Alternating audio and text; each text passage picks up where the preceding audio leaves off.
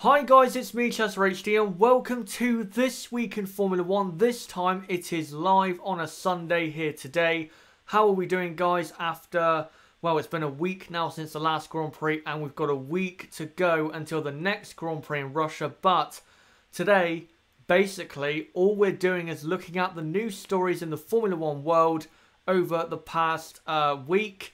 We've got some news about possible driver lineups for next year. We've got some news about the tyre supplier situation for maybe 2020 or 2021. Also some bits about a certain F1 driver possibly going to IndyCar for 2019. So we've got a couple of interesting pieces of news. But guys, how are we doing on this Sunday? Are we ready for this live stream? Let's see what some of you guys are saying. Yep, you're all looking pretty pumped up for this stream. And I think we're just going to head straight into it. And the first news story is to do with driver lineups. And it is with George Russell. Now, it looks as though, from rumours and from a news story coming from Globo Sport from Brazil, George Russell apparently is just a signature away from being a Williams driver in 2019. Basically meaning that George Russell is the favourite for that second Williams seat alongside Sergei Sirotkin for 2019. Now, that's not, the biggest surprise, because Russell has been linked with the Williams seat, I would say, since July or something like that. Ever since it looked as though Lance Stroll's dad, was going to buy Force India, I think George Russell was always going to be the replacement at Williams. Of course, this might not be true. This might be, this might be fake news. It could be Artem Markelov taking that seat. But right now, it looks as though George Russell is going to be in the Williams for 2019. And here are some stats about his F2 season so far. He's currently leading the F2 Championship. He is, I think it's 22 or 23 points ahead of Lando Norris in the F2 Championship. He has 5 race wins, 4 pole positions, 9 podiums, and 219 points. He's been very good this season. I think he has been better than Lando Norris. If you were to compare him to Norris, I think Russell is more deserving of a drive for 2019 as a rookie than Lando is. And of course, Lando has been confirmed as a McLaren race driver for 2019. So I really hope that George can get onto the grid for 2019. I really hope so, because he fully deserves it. If he wins the F2 Championship, then what else does he have to do to become an F1 driver for 2019? I don't understand what else he needs to do. He won, of course, the GP3 title last year.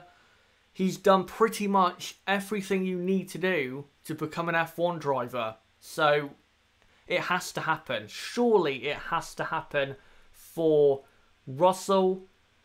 And yeah, there you go. George Russell looks as though he's going to Williams, but of course things could change. But guys, what do you think about Russell going to Williams? One, do you think it will happen? Do you think that it's absolutely going to happen? Or do you think that this is, again, maybe fake news and that Artem Markelov will take that seat instead?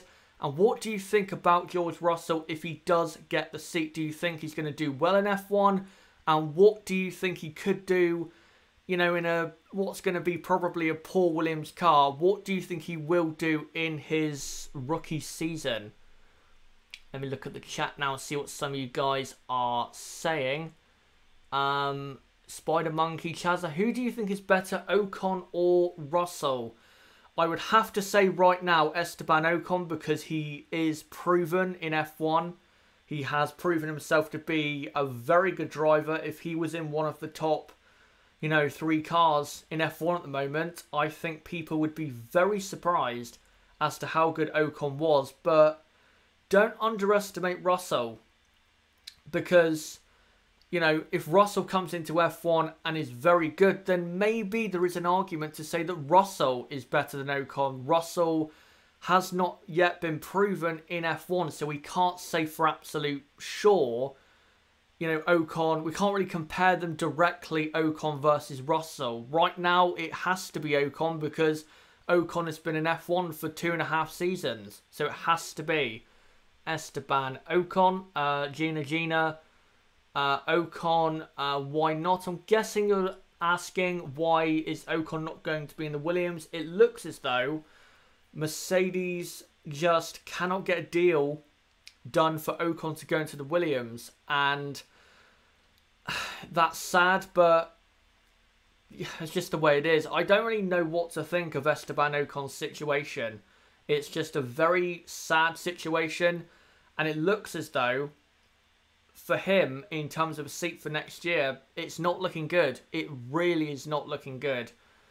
Seirugara, Ocon will never be back in F1 again. I disagree. I think if he is out of F1 next year, he'll be back in 2020.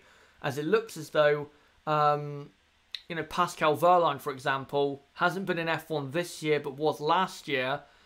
And it looks as though he's going to be in F1 in 2019. So Ocon could do something similar in that sense. Gina, how can such a good driver Ocon be out? Basically, and I know this might sound harsh, but with the amount of seats that are in F1, it's down to money. The only reason he is going to be out of a seat next season is money. That's the only reason. Because if Lance Stroll was not in F1, then Ocon for sure would be in F1 next year. Even if he was in the Williams, he would be in F1 next year. But because of the Stroll's money, I don't see how Ocon can survive at the moment. JB, Wolf should have put Ocon in the Merc or drop him from the Merc program. I don't think that Toto should have put him in the Mercedes because I think Bottas deserves another season. He has proven that from what he's done in 2018. Even though he's not been that great as of late, you have to remember in the early part of the season, Bottas probably should have had two race wins. So I don't think Bottas, you know, should be dropped. But I think Ocon probably should be trying to get himself out of the Mercedes driver program because it's not working. It just is not working for him. It wasn't working for Pascal Wehrlein. So, yeah. Seirugara, I advise Ocon to go to IndyCar. That would be a good move. And I think if he is going to be out of F1 next year and has to be in a racing series for 2019, that would be the best place to go because I think IndyCar probably has... And if Alonso goes to IndyCar next year and another driver goes to IndyCar next year, which we'll get onto later, then it's a good enough field for him to still, you know, keep up that speed and competitiveness in case he gets recalled back into F1 for 2020. So IndyCar definitely would be a good series for Esteban Ocon to go to. But we're going to move on from George Russell and we're going to stick with Williams and still stick with the driver lineup situation. Now this is about Claire Williams saying that they are not, even though George Russell, it looks as though is the favourite for that second seat, because of Lance Stroll's situation as to whether he is going to go to Force India or not. They're still not sure as to who is going to be in that seat still, despite, again, Russell being the favourite for that seat. And this is what Claire Williams had to say. It is a bit of a moving target at the moment around Lance. We're going through these conversations and waiting to see where and when he'll end up. It's more about what happens at Force India than it is about us, and that's absolutely correct. It is. It's all about Force India. When it comes to where Lance Stroll is going to be for 2019, we're going race by race. Lance and Sergey are here for us, and I'm sure they will be for the next race too. to me, that confirms that I think Lance, if he does race in the Force India in 2018, it will be probably Brazil or Abu Dhabi. But realistically, I don't think Lance is going to drive a Force India in 2018. I think Lance will be at Force India for 2019 and will first drive the car in pre-season testing, mid-February 2019. I don't see Lance going to Force India. I think there's no real point putting him in that car when Force India don't really need him right now. And Williams, well, I think Williams probably do need Lance for the last few races for that money as well. So I think for Williams, I think Lance staying until the end of the season is a good thing for Williams. Also, this is what she had to say when it comes to the driver situation. Everything that's recently happened with Force India and the Stroll scenario has distracted us from our focus on driver evaluations. We are now halfway through that progress. That says to me that they've probably nailed it down to 2 or 3 drivers, maybe, Russell, Markelov, and maybe Kubica as well. We won't be making a decision anytime soon. You know what we're like at Williams. We tend to leave this right until the end of the season. That's also correct. They do tend to wait. It's normally December where Williams will confirm their drivers. They've done it a few times in January, for example. This season, they did it with Sorokin. They did it with Bruno Senna in 2012 as well, where they confirmed him. So they do like to do it in either December or January. So, yeah, that's probably when Williams will confirm their driver lineup. But guys, what do you think about Lance Stroll? Do you think he's going to stay at Williams for the rest of the season? Or do you think he might do a race in the Force India before the season is out? And do you think also for sure that Stroll will be at Force India for 2019? Or do you think we could have a shock and Stroll could maybe stay at Williams? Who knows? Let's see what some of you guys are saying in the chat. Lance should have stayed at Williams. He just wants Daddy on Checo's radio saying Lance is faster than you. That's from JB. That's another interesting situation when it comes to Lance Stroll, is because Lawrence now basically, I wouldn't say owns the team because it's not, he doesn't have full ownership, but if he's in that position of power, will Lance be the #1 driver? Who knows? Who knows? That's an interesting thing to think about.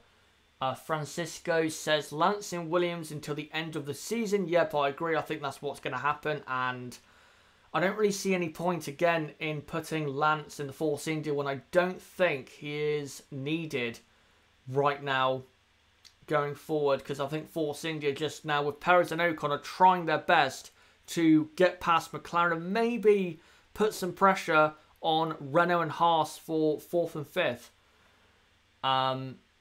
Joseph Fernandez, Lance should probably test drive the Force India, maybe at the end of the season. I think at the end of the season they do some testing in Abu Dhabi, I think. So maybe that will happen. Maybe, but again, we'll have to see when it comes to that. Spider Monkey says Lance is a disgrace to F1.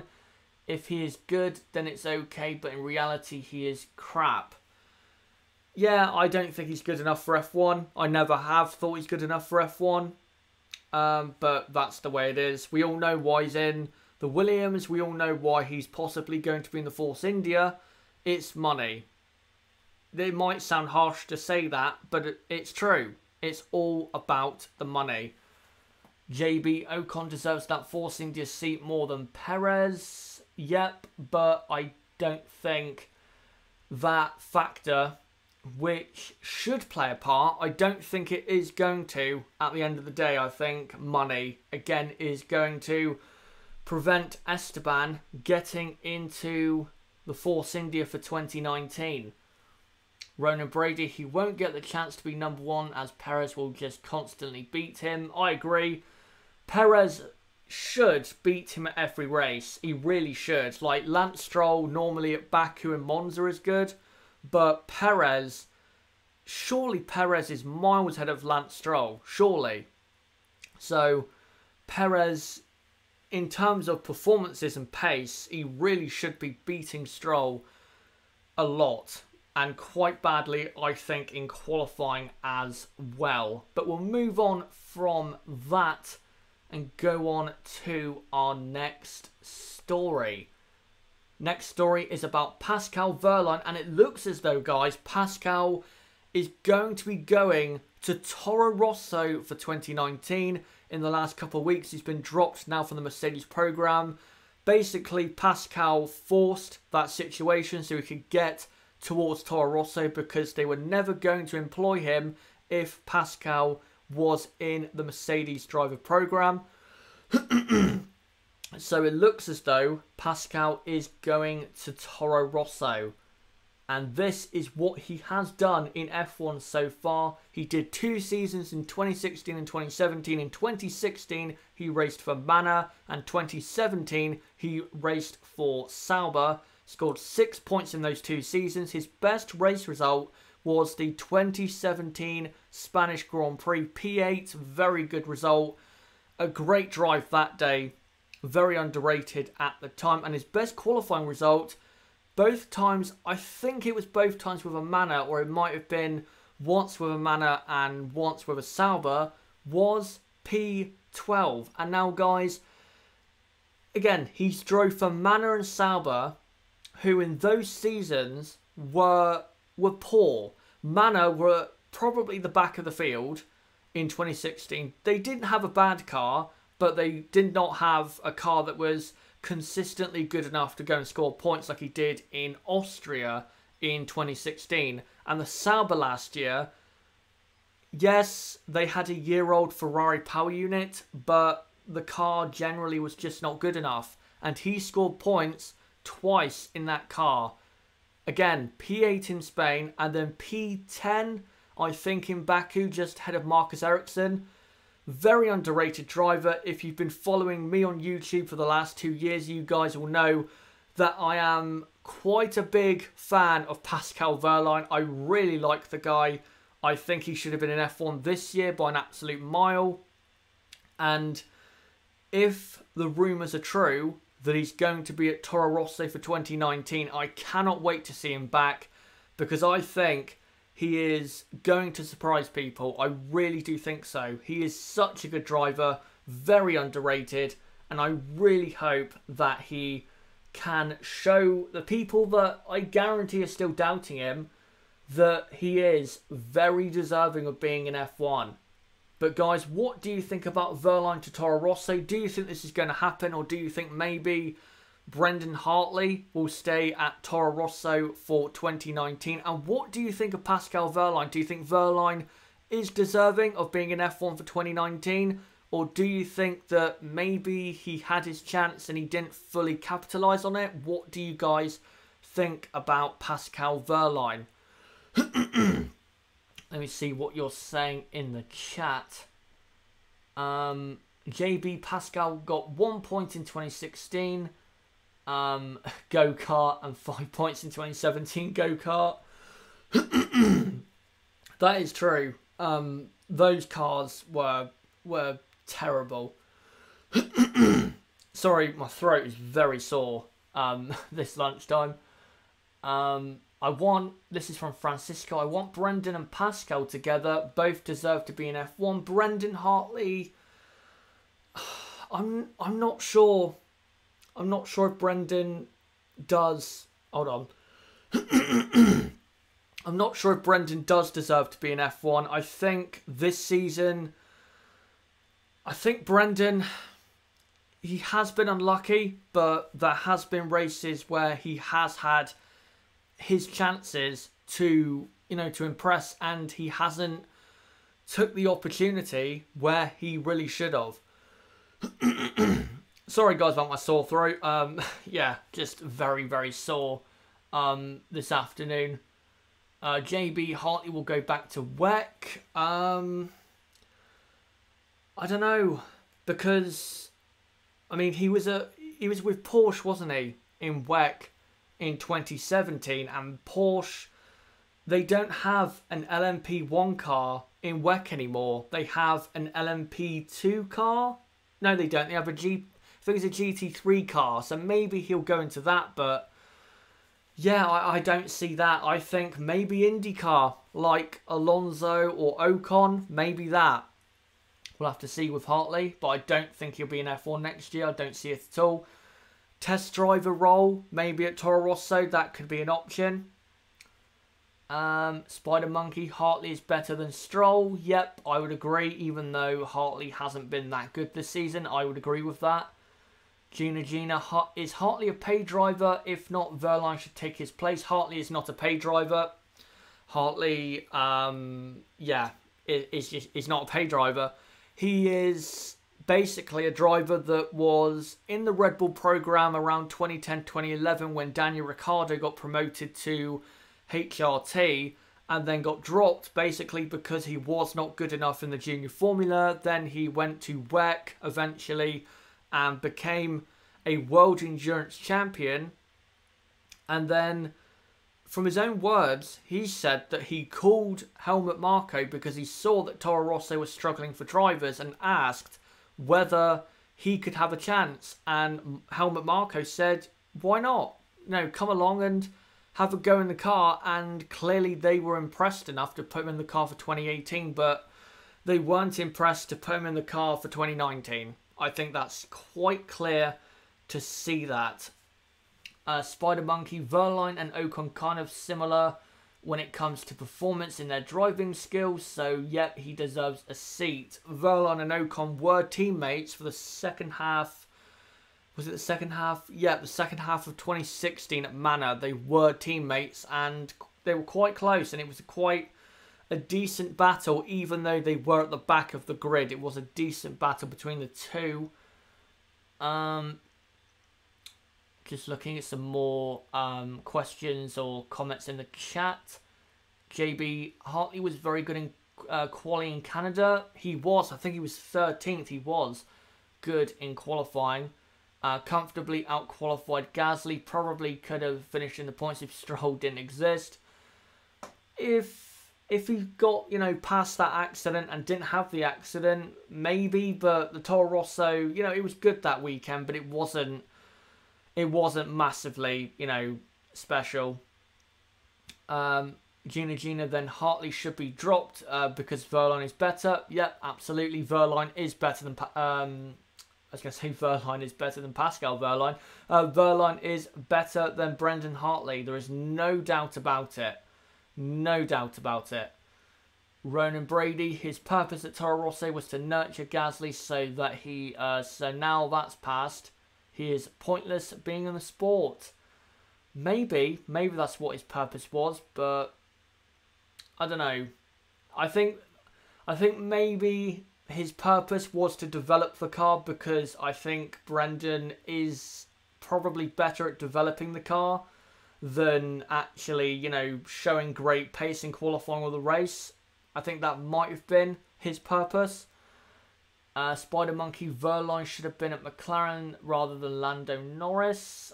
I don't know what to say about that. We'll have to see in 2019 what happens if Wehrlein's in F1 alongside Lando Norris. Say Rugara, who's the worst driver in the sport? In my opinion, Lance Stroll.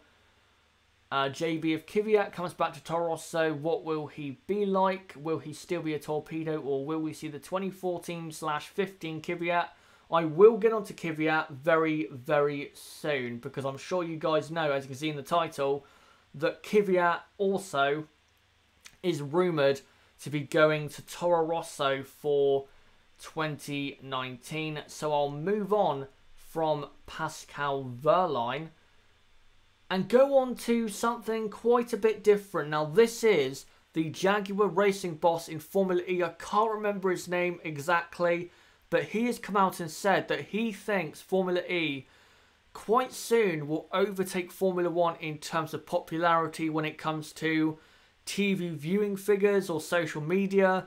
So what we're going to do when it comes to the quote from this team boss. Instead of just reading it, what we're going to do is maybe read a couple lines and then dissect what he just said, and then read a couple more, dissect that, because there's quite a lot here to look at. Right, so I'll bring the quotes up now. So this is what he had to say compared to, you know, when he was comparing Formula E to Formula 1. It's absolutely not boring if you compare to Formula 1, you watch the start on Sunday and then you fall asleep, wake up and say, is it Vettel or Hamilton who won? True, there has been races like that, and Russia will probably be the same. I totally get why he says that. That's all fair. He also says this is totally different to Formula E, which has lots of action. Formula E has had 6 different winners last season. You don't have that in Formula 1. Now, I disagree with this because all it takes for F1 this year to have 6 different winners is for Kimi to win one of the last 6 races and also Bottas to win one of the last 6 races. So if that's one of his points about Formula E being so much more exciting, then that's not a great point, because F1, you know, with the current field at the top, we could do that easily as well. We've had plenty of seasons in the past. For example, 2012,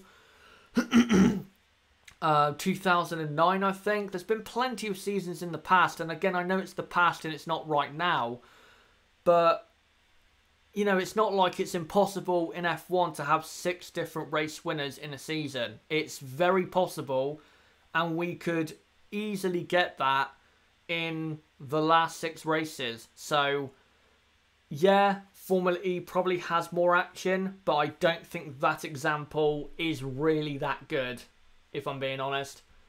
He also says the top 15 in the timesheets are often within 1 second, which is also a big difference to Formula 1. Agreed. The difference between the top 15 or 20 in F1 normally is about 4 seconds. Compared to what he just said, the top 15 is within 1 second. Yeah, you know, that's a good thing from Formula E's standpoint, but it doesn't necessarily mean you're going to get a great race if the top 15 are within 1 second when all you do is race around street circuits. Formula E is the fastest growing series in the world at the moment.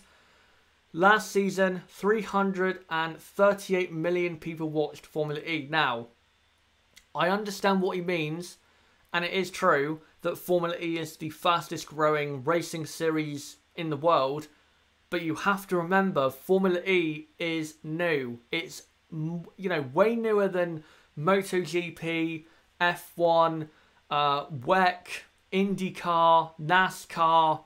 The list goes on. It's very new. So, of course, it's going to be the fastest growing series, because 5 years ago or 6 years ago, whenever it started, it was nothing. So, of course, it's going to be the fastest growing series. Of course it is. That's as obvious to say. He also says this is a 48% year-over-year increase, and if this growth continues, it won't take too long to overtake Formula 1. He's talking about viewing figures there, guys, when it comes to the percentages. And he also had this at the end to say, we already surpassed MotoGP on a race average basis. Now, Formula 1, of course, the season has not ended, but I'm going to just bring up this graphic. Here you go. Again, this is not TV viewing figures, but this is the social media growth in 2017. This is the only thing we can really compare F1 and Formula E. You know, this is the only way we can really compare it right now, is the social media growth. And you can see there, F1 grew, I wouldn't say way more than FE, but Formula 1 grew more than Formula E did. So it's not like, you know, Formula E is growing, but F1 is too. Formula 1 is definitely growing when it comes to social media. And also from 2017, viewing figures generally everywhere for F1 in 2017 were up. In the top, I think it was 20 countries, it was up by 6% or something, around 6%. And in general, all the TV viewing figures, the unique viewers, all those type of stats, they were all up for Formula 1 in 2017. Now, when it comes to 2018 for F1, we'll have to wait until the end of the season and see what the viewing figures will show. Then we can maybe compare it again once we get to, I don't know, 2 weeks before Christmas.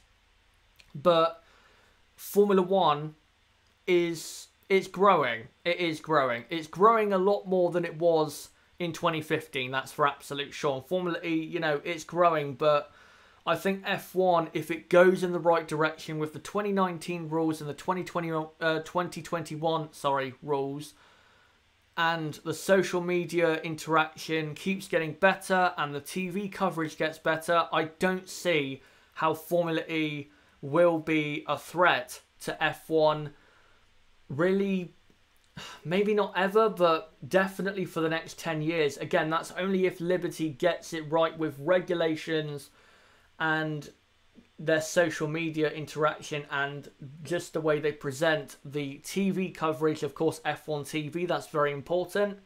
So if they get that right, Liberty, then I think F1 will not be under threat from FE. But guys, what do you think about this story? Do you think Formula E could overtake F1 in terms of popularity or viewing figures in, say, 5 years' time? What do you think about this? And generally, what do you think about Formula E right now? Let's see what some of you guys are saying about FE and F1. Nathan says, oh, wait, just trying to see what he's saying. FE needs better tracks. I'm just trying to see his question. Sorry, it's just gone up in the chat. FE needs better tracks. The Gen 2 cars are really nice. Seen one at Festival of Speed. The cars, the new Gen 2 cars for FE, they do look good. But as you said, they need better tracks. The street tracks, you know, they look pretty, but they need to start trying to figure out how to go racing at an actual track.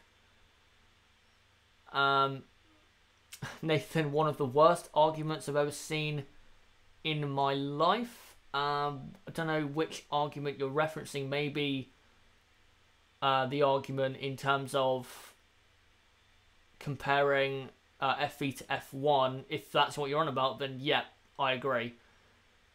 Ever since F1 did FP1, FP2, FP3 qualifying and race highlights, their YouTube channel has got a lot more interesting. That's also from Nation.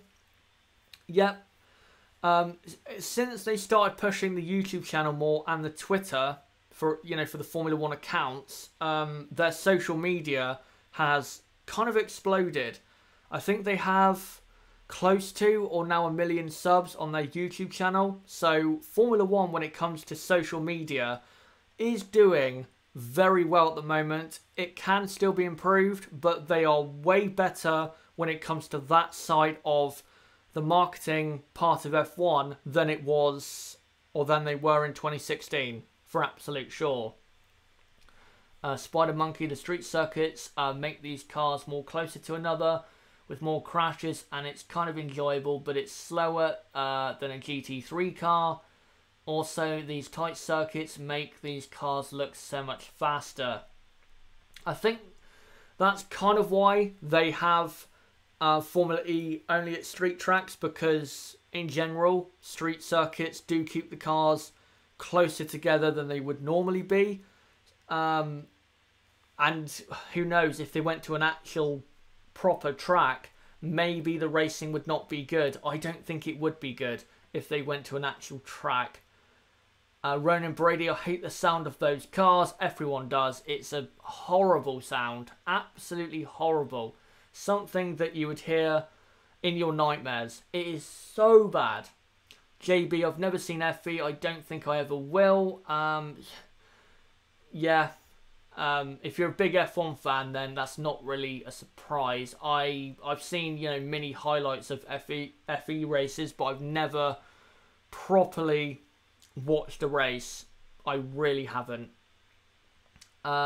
Gina, Formula E is just not my thing. I can't watch it more than 20 minutes. I don't know why. It's because, I think one, it's because you're probably, you know, so invested in F1 and Formula E, it kind of just feels like it's trying to take the spotlight away.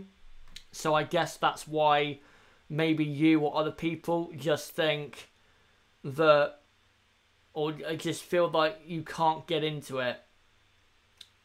Just looking at some more comments about FE and F1. JB, Liberty Media has been great with social media. Also remember Spain 2017 with the Kimi fan. They are great for F1. That would not have happened under Bernie. That would not have happened. I remember that. Yeah, they have been great for F1. Ronan Brady, I think they sound like vacuum cleaners. Yeah, well, vacuum cleaners that are just turned up ridiculously, not loud, but just the tone of it is so, it's so bad. Right, the last one when it comes to this is from, I think it's Paris Precious 21 in the chat. I think Formula E needs to use actual tracks and people might have a stronger liking. The sound can't be helped. True. If they went to an actual track, even if it's like Jerez, that track, which is basically a testing track, if they went there and had a good race, then I think people might think, you know what, it might be a good racing series. But because they are on street circuits all the time, and because it looks as though they're never going to go away from that, I don't think people, I think there's a lot of people out there, to be honest, who kind of don't respect that and also want them to go out onto these normal tracks to see whether these cars are actually close together and, you know, competitive and, you know, great racing with each other, or if it's just the street circuits closing the field up. We'll have to see if they ever do go to a normal street track, but we'll move away from that and go on to the rumour that Daniil Kvyat is rumoured to be going back to Toro Rosso for 2019. Of course, he raced at Toro Rosso in 2014, most of 2016 and most of 2017. He was dropped, how many times from Toro Rosso? Twice in 2017. He was dropped from the team. As far as I'm concerned, he is a bit of a mug for going back to Toro Rosso. I know he wants to be back in F1, but with the way that Red Bull and Helmut Marko have treated him, I think he's a bit of a mug for going back in. If Toro Rosso treat him and Red Bull treat him the way they did a year ago, then he should not have any complaints.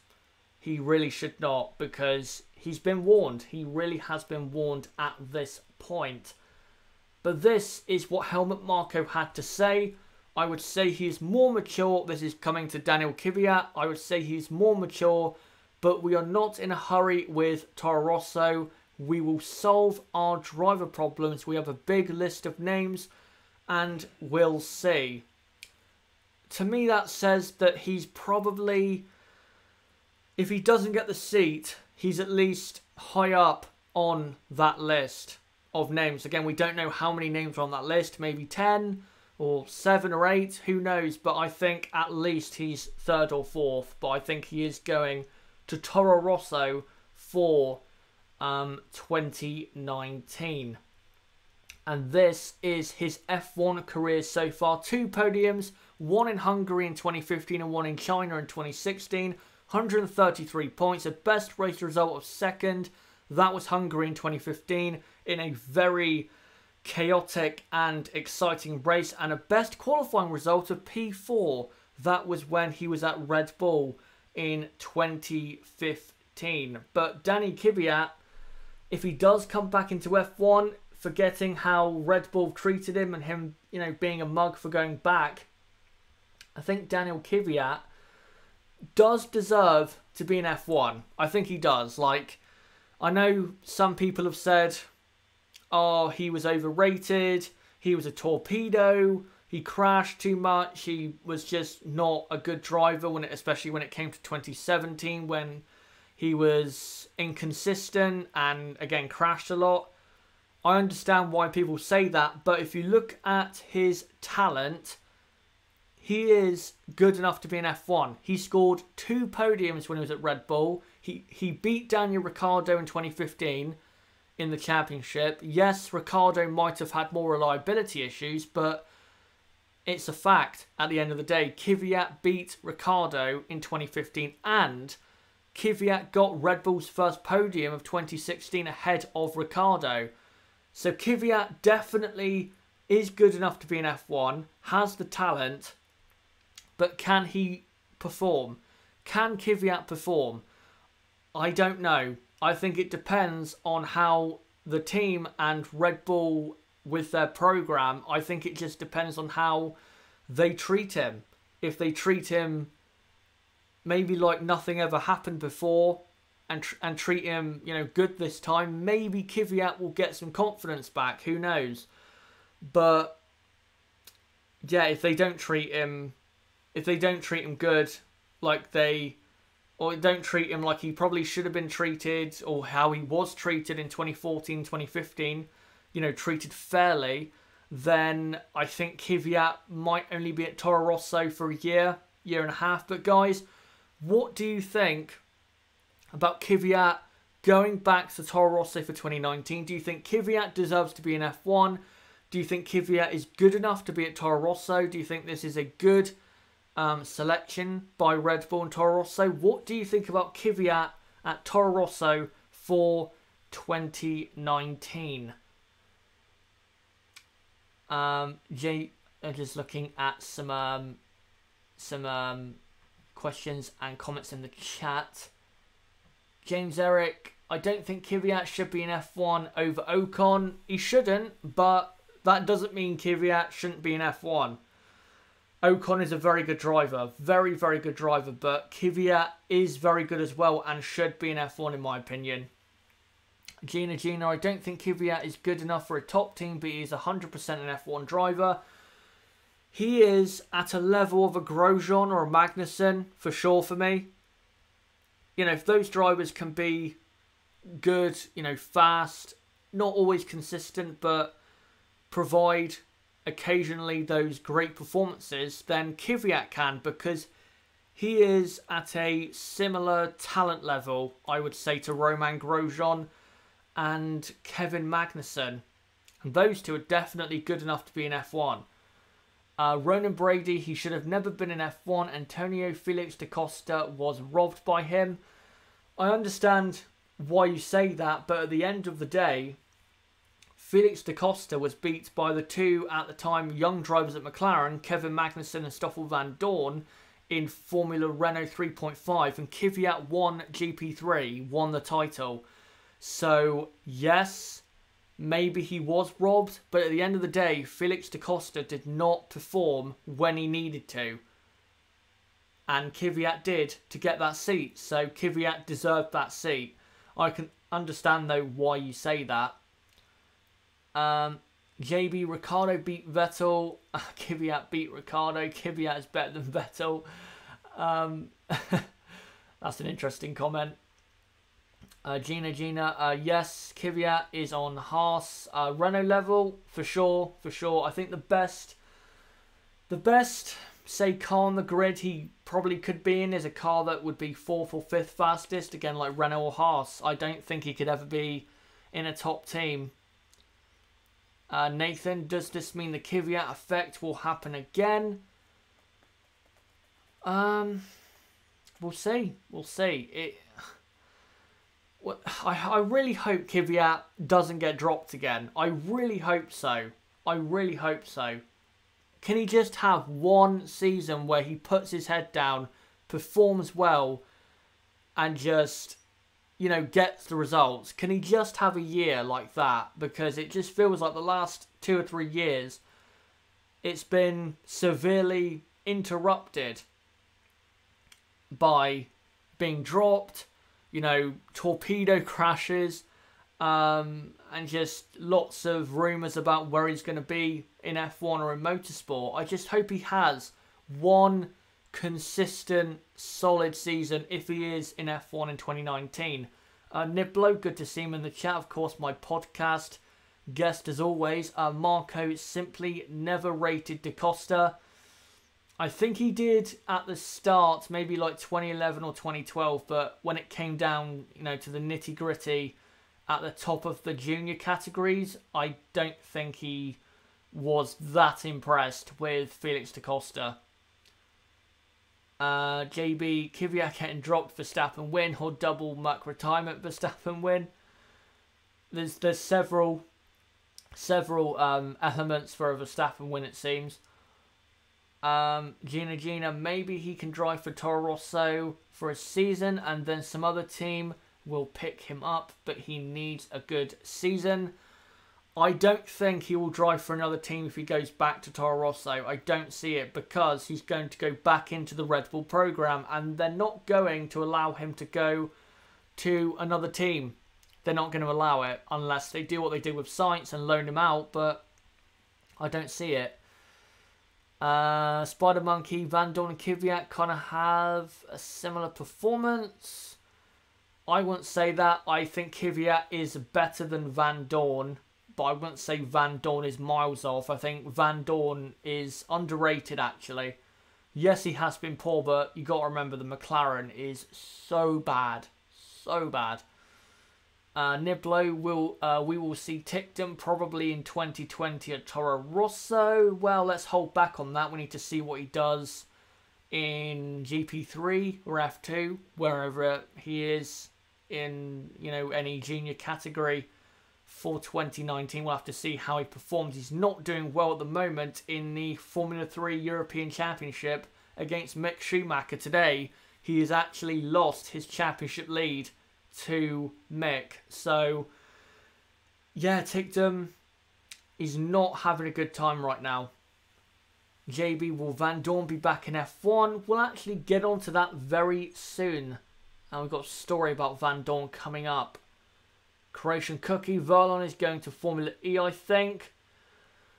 There was a rumour about that a couple months ago, but it looks as though Wehrlein is going to Toro Rosso.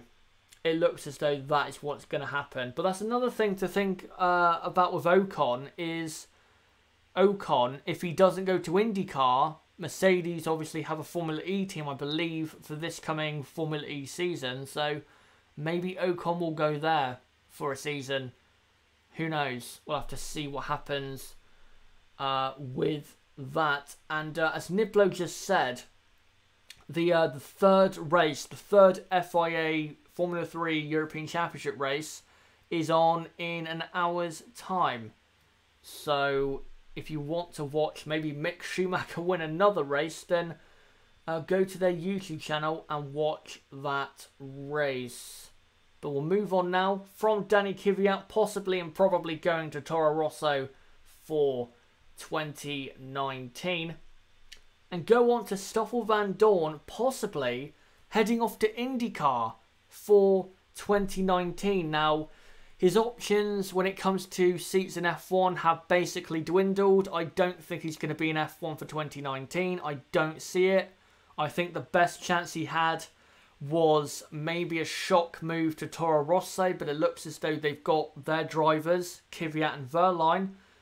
So Vandoorne now has to look outside of F1, and it looks as though, from this quote that I'll get to, that Vandoorne is interested in going to IndyCar, possibly alongside his current McLaren teammate Fernando Alonso for 2019.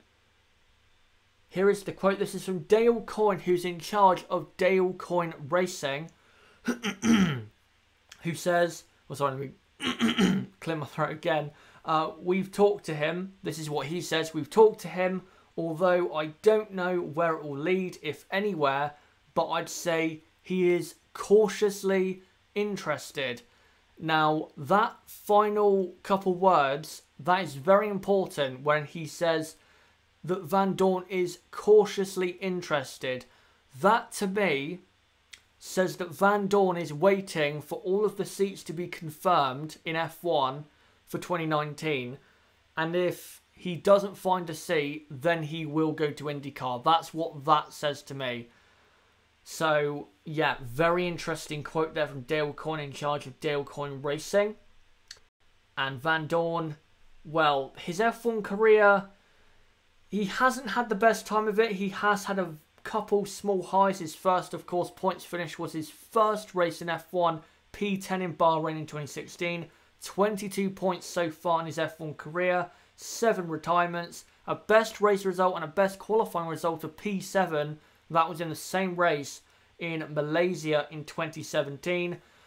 If you give Van Doorn a car that suits him and is a good car, not a car that is near the back of the field like the McLaren is, Van Doorn can be very good, as was proven, you know, as was proven a couple, you know, we had a couple little snippets last year when the McLaren was doing well at, say, high aero tracks.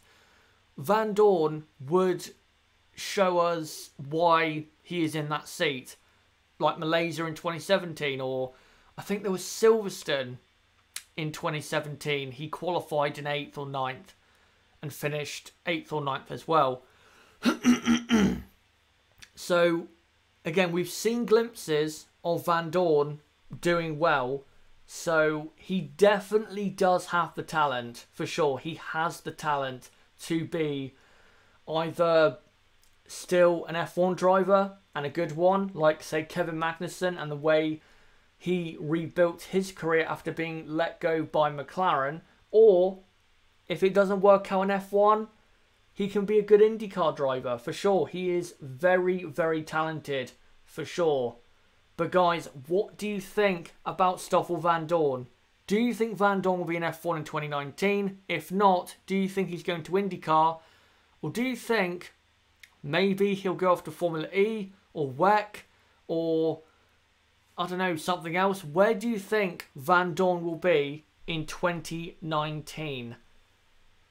Let me see what some of you guys are saying about Stoffel Vandoorne. JB, yeah, Vandoorne is not the youngest driver. Let's put it that way. He's quite old when it comes to, say, the younger drivers on the grid. He's quite old. So, yeah, it's not like he's inexperienced when it comes to open-wheel racing cars.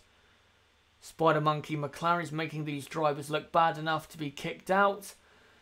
I will say, when it comes to McLaren, like Mercedes, they don't know how to manage young drivers. And also, their quote, oh no, not their, it was Zach Brown. His quote about Vandoorne a couple of weeks ago was so dumb, so phenomenally dumb. What he said about Stoffel Vandoorne, what he said, I should have probably brought the quote up on the screen, but what he said was, if he was another team boss, he would sign Vandoorne. How dumb is that? How dumb is that? You're in charge of an F1 team, you've just dropped him from your team, but now if you were in charge of another team, you would sign him in a heartbeat. Are you an idiot? Like, what? How does that make any sense? How does that make any sense? Zach Brown is, oh, he's so clueless, honestly. Claire Williams is the same. She said something very dumb at Singapore. At Singapore, Claire Williams said that she says something about people at her team, or she doesn't advocate for people getting positions based on money or something like that. Again, such a dumb comment when your two drivers are there because of money. Zach Brown and Claire Williams have to be the two worst team bosses on the grid, and what is a shame about that is that they're both in charge of two of the top 3 most successful teams of all time. Wow, what a crying shame. Paris, Precious, absolute rubbish. Lol, either that or Vandoorne was sacked from the higher-ups. Well, Zach Brown he's the guy. He is the guy in charge. That's what makes it even more dumb. How can you say that? I can't even comprehend how you could say that. RD, that sums up McLaren for you. It does. that has to be the dumbest comment I've ever seen in motorsport. Like, there has been a couple dumb ones, but that is like, wow. Like, it's like an achievement how dumb that is. I cannot believe he said that. Zak Brown, I don't think he's a good team boss. After that comment, I really don't think he is a good team boss. But we'll move on from Stoffel Vandoorne and McLaren. McLaren, wow, yeah, we'll just leave it at that.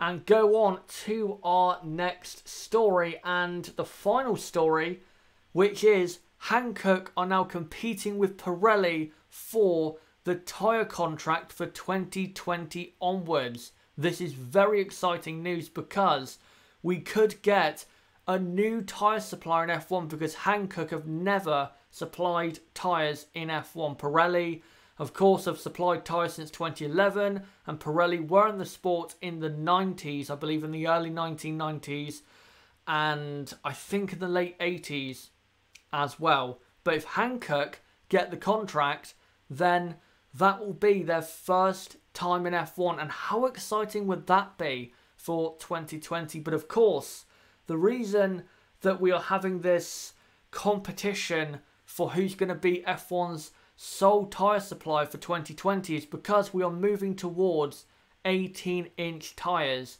for 2020, 2021, something like that. And this is what Mario Isola of Pirelli had to say when it came to the tyre changes for 2020, 2021, and what challenges that now presents towards the tyre suppliers. This is what he had to say. 18 inches, no blankets. There is a lot. Those are basically the top two changes. There's also going to be no tyre blankets. Something they tried to bring through a couple years ago, but they decided to abandon it for some reason. He also says it is complicated because there are a lot of details in terms of not only degradation. Degradation is the most visible. There is a lot of interest in the degradation, but there is a lot about working range there. There is a lot. But there is a lot about working range. There is a lot about peak of performance or stiffness characteristics of the tyres. Sorry, just trying to make sense of that quote there. There are a lot of details that are in the target letter. So there are, to me, what that quote says is that Liberty and F1 and the F1 teams, they want more degradation and I think in general just stickier tyres.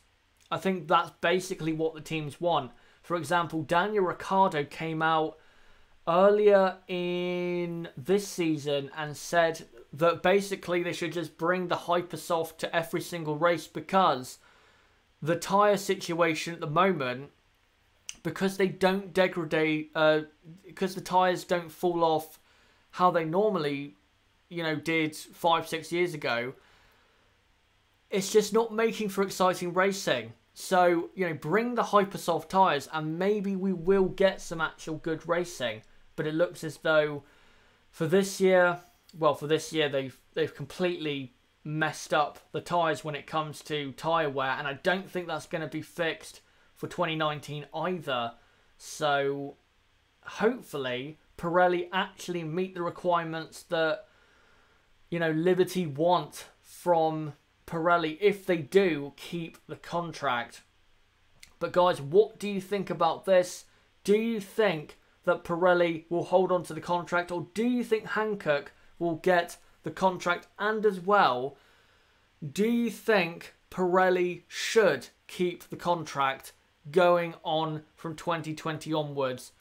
In my opinion, Hankook should get it because, as far as I'm concerned, Pirelli have had their chance. Their tyres were great in 2011, 2012 and 2013. Since then, not good enough. They've been told they've been told what they needed to do, and they've not provided the tyres that have been needed since, I would say, the start of 2014. So it's time for me to change the tyre supplier. to Hankook. And who knows, maybe Hankook will bring about tyres that will get the racing in F1 going again and maybe be a bit more like it was in 2012 or 2013. Who knows? I think Hankook should be given a chance. Let's see what some of you guys are saying about the tyre situation. Francisco says, please let the tyre war be back. I would love that. Yep, Pirelli versus Hankook, but that's not going to happen. It's just going to be one tyre supplier, and it's between Pirelli and Hankook for that sole tyre supplier. I would go with Hankook. I think Pirelli have had their chances and haven't capitalised on those chances. Nathan, no blankets will be interesting. It will be. They tried to bring that in for 2016, but then they abandoned it, or 2017, and then they abandoned it for some reason and pushed it back. So yeah, it will be interesting to see what it does for the cars in a couple years' time. Spider Monkey, I think Hankook does not match for F1 cars, and I don't want to see the F1 cars in bicycle wheels, just my opinion. Okay.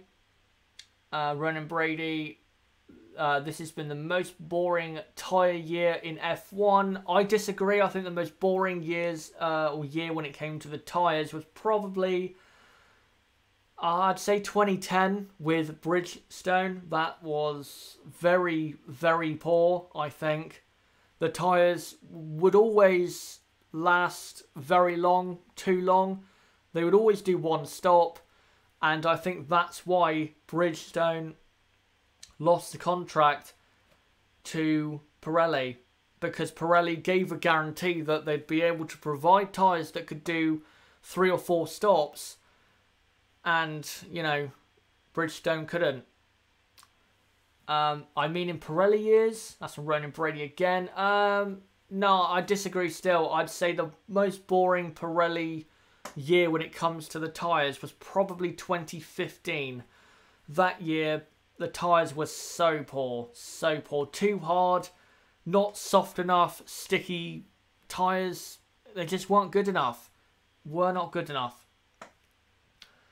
Niblo, main problem is they always bring too hard a tyre. True. Very, very true. If I was in charge of Pirelli, I would bring the Hyper Soft, Ultra Soft and Super Soft to every single race. And just say, right, here you go, choose as many as you want. If you want to go aggressive, then go ahead and do so. We're going to bring the most aggressive tyres possible. Just go for it and let's see what happens. That's what I would do. But they are very cautious, Pirelli. And I know why. I really know why. It's because of that race at Silverstone in 2013. Ever since then, they have been very scared of bringing tyres that degrade a lot. Simon Cragland, I think we should have 2 stops more often. But I hate also when drivers has to manage the tyres the whole time. And if there wasn't that much dirty air, then the tyres wouldn't be that bad. This is the thing though, is yes, they might have to manage the tyres quite a lot if they're going to do more stops, but they're managing the tyres a lot when they do 1 stops at the minute. So it's not going to change at all.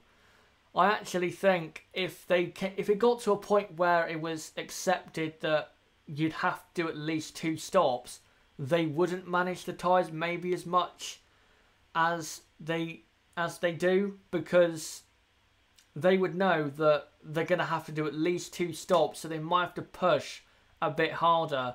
The reason they are going so slow during a race and saving tyres is because they're all trying to do 1 stop, because they know if they manage the tyres enough, they'll be able to do it. But if you bring tyres which could do at least 2 stops, maybe 3, then I don't think you would see that as much. Niblo, in 2020 they are making the tyres better and more grip and more deg. Hopefully they do. I just saw someone saying why not make 2 stops mandatory. That's from Ronan Brady. I disagree. I think that's down to Pirelli. They should make the tyres soft enough, and in terms of the wear they should make it bad enough for at least 2 stops. They are able to do it. We've seen it 2011, 2012, 2013. I'd say 2016 as well. That season, if you go back and look, the teams were doing mostly 2 stops. So, yeah, they're able to do it. They just need to improve that side of their tyres in terms of softening them up. Paris Precious 21 agreed 2 stops, allowing them to push as hard as, let's see, the tyres shredded. I just want to see the tyres go back to what they were like in 2012 and 2013. That's all I want to see. Simon Cragland, I think we should have a mix of 2 stops, 1 stop and maybe 3 stops. That would be ideal. It would. We did have that at times, 5-6 years ago, and that made for great racing. But also, we have had that a couple times recently. Bahrain, for example, we had a couple drivers out there doing 1 stops in Bahrain, and most of them were doing 2 stops, and that's what made in Bahrain for such an interesting race. Marcus Ericsson, who finished 9th, did a 1 stop, and the people around him did a 2 stop. And the reason there was so much overtaking in that race is because he was doing something different to cars around him. That's what created the overtaking. Nathan used to take a few seconds off of a lap all of a sudden. The tyre cliff isn't steep enough anymore. That's from Nathan again. Yep, that is probably why they're able to do a 1 stop, is because, when the tyres go off, they do go off, but they don't go off fast enough. They just slowly go away. Instead of, in 2012, you'd hit a point and then it would literally go off a cliff. It would be gone. You would not be able to go any further. You would have to pit as soon as possible. But these days, it just slowly goes down. But, that's the way it is. Unfortunately, when it comes to the tyres. But guys, that is it for this week in Formula 1. It was a pleasure to do this as always. Again, sorry for my sore throat. I haven't had the greatest weekend when it comes to being healthy with my throat. But these are, guys, my upcoming videos for the next... these are the next 2 videos on Tuesday and Thursday. Vettel versus Hamilton title video. I haven't got an official title for that video yet, but as soon as it's uploaded on Tuesday, of course, you'll see it. Between 4 and 5 PM UK time on Tuesday, that is when that video will be coming out. And then on Thursday, the Russian Grand Prix preview between 4 and 5 PM UK time on Thursday. Don't forget to hit the notifications bell and, of course, subscribe for those videos so you do not miss out on the content coming up on this channel. But guys, that again has been it for this week in Formula 1. Thank you guys for coming along. Don't forget to subscribe either on the bottom right of the screen, click on my channel name, or click on the link in the description that goes to my channel page. Like this video, comment down below what you thought of this video, and comment down below what did you think about some of the news stories during this week in Formula 1 and this episode.